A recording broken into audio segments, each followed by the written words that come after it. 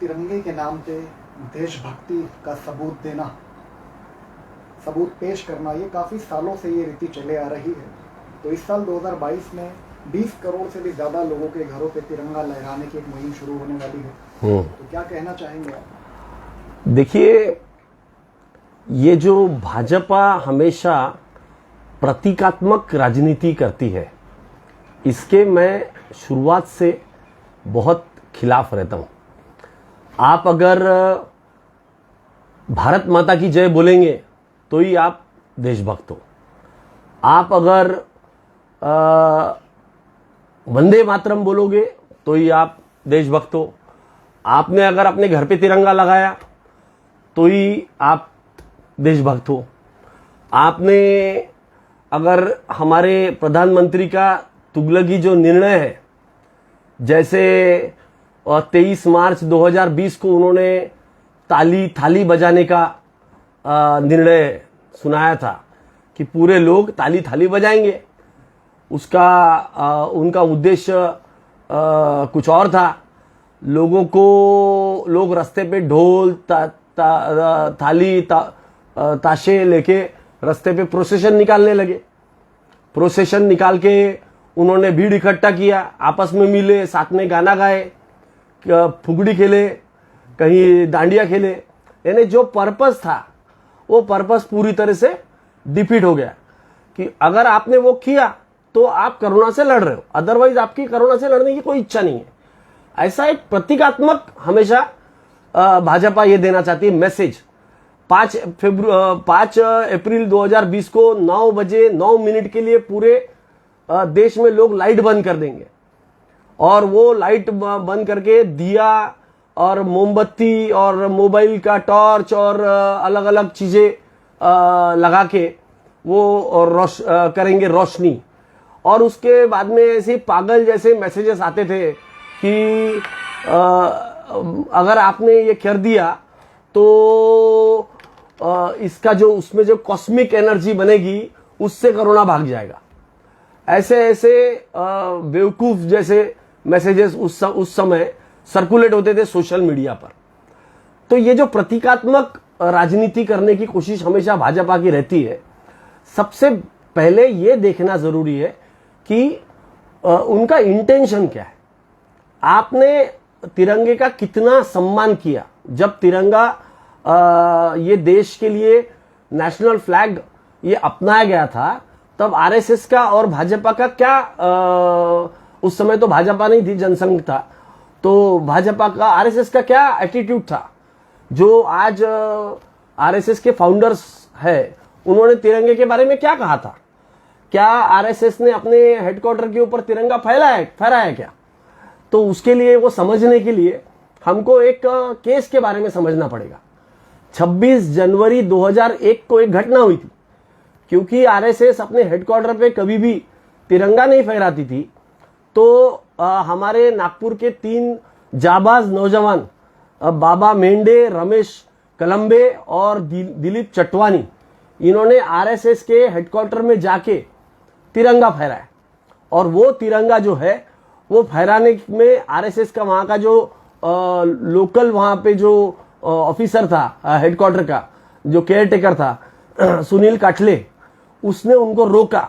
उसके बाद में कोतवाली पुलिस स्टेशन में कंप्लेंट की गई, और कोतवाली पुलिस स्टेशन में कंप्लेंट करने के बाद में उन तीनों को अरेस्ट किया गया। वो केस चला, वो केस ये तीनों जीते, क्योंकि जजमेंट ये आया कि तिरंगा फहराना ये कोई जुर्म नहीं है। तो आज भी आरएसएस ने अपने हेडक्वार्टर्स पे 52 साल तिरंगा नहीं फैलाया। 2002 में उन्होंने ये चालू किया, और अपने हेडक्वार्टर पे आरएसएस ने 15 अगस्त 2014 को पहली बार तिरंगा फहराया। तो इंटेंशन देखिए आपका, आपने जो तिरंगे को शुरुआत से रिजेक्ट किया। आपने क्या कहा? हेडगेवार जो फाउंडर है, सर संचालक थे पहले आरएसएस के, उन्होंने सख्त ताकीद दी थी जनवरी 1931 को कि पूरे देश के शाखाएं जो थी उनकी, उसमें उन्होंने सख्त ताकीद दी थी कि भगवा ध्वज ही हमारा नेशनल फ्लैग है, हमारा राष्ट्रीय ध्वज जो है भगवा ध्वज है, क्योंकि भारतीय संस्कृति को भगवा ध्वज भारतीय संस्कृति का भगवा ध्वज प्रतीक है। इसलिए उन्होंने एक सख्त ताकीद दी थी।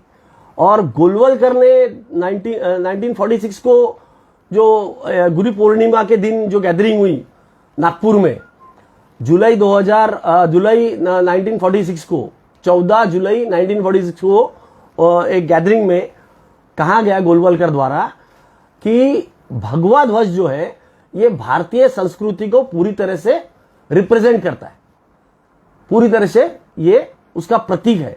इसलिए पूरा देश जो है ये भगवा ध्वज के सामने ही झुकेगा, दूसरा कोई ध्वज मान्य नहीं है। खासियत बोले तो अभी मैं आपको एक चीज पढ़ के सुनाता हूं। Golwalkar on the eve of, मैं आपको एक चीज पढ़ के सुनाता हूं। ये जो इंडियन कॉन्स्टिट्यूएंट असेंबली ने ट्राई कलर को एडॉप्ट किया, उसके अगेंस्ट में the organiser the English organ of RSS, उसमें क्या कहा गया मैं आपको ये पढ़ के सुनाता हूं। People who have come to power by kick of fate may give in our hands the tricolor, but it will never be respected and owned by Hindus. The word three in itself is evil, and flag having three colors will certainly produce bad psychological effect and is injurious to country. तो जो लोग जिनकी मानसिकता हमारे तिरंगे के विरुद्ध रही है, वो आज पूरे देश में लोगों के घर पे तिरंगा लगाने की बात कर रहे हैं। ये प्रतीकात्मक जो देशभक्ति दिखाने का कोशिश भाजपा हमेशा से करते आ रही है। आपका क्या कंट्रीब्यूशन रहा देश को आजाद कराने में? आपने क्या किया? एक कंकर भी उठा के अगर किसी संघ वाले ने इसके ऊपर फेंका होगा ब्रिटिश हुकूमत के ऊपर उस टाइम पे, तो मान ले क्या कंट्रीब्यूशन है। जब हमारे देश के स्वतंत्रता सेनानी अंग्रेज हुकूमत से लड़ रहे थे, तब आप ब्रिटिश के एजेंट बने हुए थे। आपके बड़े बड़े जो नेता थे, उनका कहना था कि अपनी एनर्जी जो है वो अंग्रेजों से लड़ने में वेस्ट मत करो। ये अंग्रेजों से लड़ने वाली एनर्जी जो है वो मुसलमानों से लड़ने के लिए आपको बचा के रखो, ये कहना था। तो आज ये जो प्रतीकात्मक राजनीति की जाती है, मैं तिरंगा यात्रा निकालने के खिलाफ नहीं हूं, पर जिस तरीके से फ्लैग कोड को अमेंड किया जा रहा है और उसमें खादी के जगह पॉलिएस्टर फ्लैग को उसमें मान्यता दी जा रही है और एक तरीके से ये बिजनेस किया जा रहा है, इसके मैं विरोध में हूं। मेरा ये कहना है कि आपका इंटेंशन क्या था? आप तो पहले तिरंगे को मानने के लिए तैयार नहीं थे, तिरंगे को फहराया नहीं आपने इतने साल, और अब आप तिरंगे को लेकर राजनीति कर रहे हो कि भाई तिरंगा हम हर घर के ऊपर जरूर फहराओ। पर इससे आप देशभक्त या जो लोग नहीं फहराएंगे वो देशद्रोही है। मैं गर्व के साथ में कहता हूं कि 5 अप्रैल 2020 को जब ये पूरे देश में लोगों ने अपने घर की लाइट बंद करके दिए मोमबत्ती जला, मैंने अपने घर में, अकेला मेरा घर था ये पूरे मोहल्ले में, जिसमें पूरी लाइटें चालू थी, क्योंकि ये इनके बेवकूफ जैसे जो निर्णय थे उसके मैं पूरी तरह से विरोध में था। क्योंकि जिस तरीके के आर्ग्यूमेंट्स दिए जा रहे थे कि बहुत सारे दिए जलेंगे तो उसमें से कॉस्मिक एक एनर्जी निर्माण होगी और वो कोरोना को भगाएगी। लोगों ने रास्ते के ऊपर मोर्चे निकाले, हाथों में ले लेके कैंडल मार्च निकाले, लोग मिले, नाचे गाए, उसमें लोगों किसी के यहाँ पे आग लग गई। ऐसे बहुत सारी घटनाएं हम लोगों ने सोशल मीडिया पे देखे। जो काम आप करना चाहते हो उसका विपरीत हो गया, आप जो प्रतीकात्मक राजनीति करना चाहते हो उसका विपरीत हो गया, उसमें कोरोना बढ़ा ना कि कम हुआ। तो ये जो हरकतें हैं जो भाजपा बार बार करने की कोशिश करती है। अभी देखिए, अभी का स्टेटमेंट कर्नाटका के बीजेपी का एमएलए है, के.एस. ईश्वरप्पा, वो कहते हैं कि RSS flag will be the national flag one day, that is the भगवा फ्लैग। भगवा फ्लैग ये राष्ट्र का नेशनल फ्लैग होगा, ये कहना है बीजेपी के एमएलए का। तो क्या करना चाहते हो? ये दोहरी नीति कैसे, ये दोहरी राजनीति कैसे, ये आप देश को समझाए रादर देन ये सब ये करने का। तो आपको मैंने बता दिया कि किस तरीके से ये एलर्जिक थे पहले तिरंगे से, और अब ये तिरंगे को लेके एक लोगों के बीच में जाना चाहते हैं और लोगों को बताना चाहते हैं कि देखिए हम कितने बड़े राष्ट्रभक्त हैं। तो राष्ट्रभक्ति ये प्रतीकात्मक नहीं होती। आपका सर्टिफिकेट नहीं चाहिए लोगों को। हम देश का हर नागरिक राष्ट्रभक्त है, देशभक्त है। आपका सर्टिफिकेट लेके देशभक्त नहीं बनेगा वो। देशभक्त वो है, उसे आपकी सर्टिफिकेट की जरूरत नहीं है। देशद्रोहियों की सर्टिफिकेट की जरूरत नहीं है, क्योंकि आपने इस देश को आजाद कराने में एक बूंद खून का नहीं दिया, एक कतरा नहीं बहाया है। उल्टा आप ब्रिटिश हुकूमत के एजेंट बन के काम किए। आज आप हमें सिखा रहे हो, देश के नागरिकों को, कि ऐसा करोगे तो देशभक्त, ये नारा लगाओगे तो देशभक्त, वंदे मातरम बोलोगे तो ठीक है, नहीं बोलोगे तो तुम देशद्रोही, चले जाओ पाकिस्तान। तुम होते कौन हो बोलने वाले? जिसने इस देश को कभी देश माना ही नहीं, इस देश की जो संस्कृति है उसको कभी अपनाया ही नहीं। मिली जुली संस्कृति, सभी को साथ लेके चलने वाली संस्कृति, सभी धर्मों को, जातियों को साथ लेके चलने वाली संस्कृति। आप तो मनुस्मृति को का पालन करने वाले लोग हो, आप तो जातियों में भेदभाव करने वाले लोग हो।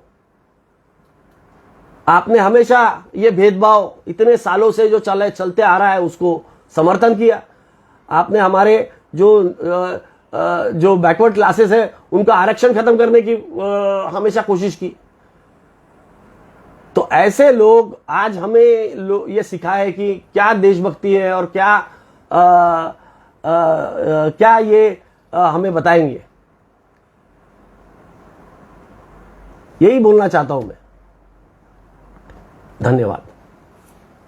ये वीडियो को ज्यादा से ज्यादा शेयर करें, और मैं धन्यवाद देना चाहता हूं न्यूज अलार्म का, जो ये ऐसे मुद्दे जो मुद्दे बहुत जरूरी होते हैं लोगों तक पहुंचने, जो जनरली ये गोदी मीडिया उठाती नहीं है, क्योंकि डर लगता है उनको इस ये जो राजनीति अभी चल रही है उससे। धन्यवाद देता हूं ऐसे मुद्दे उठाने के लिए, और इस वीडियो को ज्यादा से ज्यादा आप शेयर करें। धन्यवाद।